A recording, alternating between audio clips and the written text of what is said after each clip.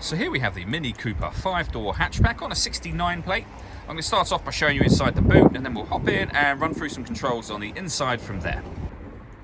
As we approach the back of the car, you can see we have reversing sensors, plenty of boot space as well, along with that 60-40 split folding rear seat. Should you wish to increase this space even further, you can also increase it further again by folding this tray section, which then stores behind those rear seats and gives you even more space, as you can see.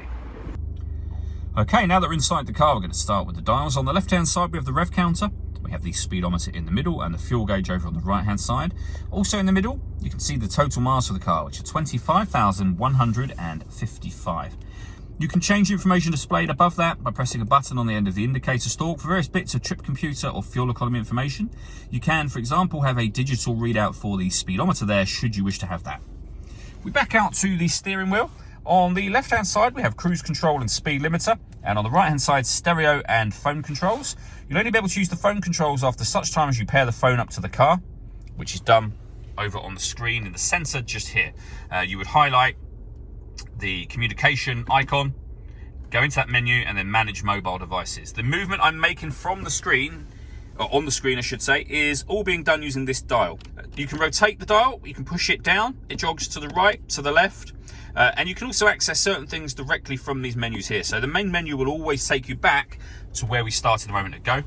You can rotate the dial around to media and radio, where you can access your DAB and FM radio, your Bluetooth audio or USB input from there.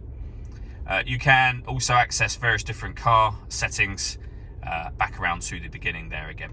With the main volume for the stereo, working our way down, we then have dual zone climate control. So you can adjust the passenger temperature, the driver temperature, you can increase or decrease the fan speed, determine where you'd like the air to be distributed.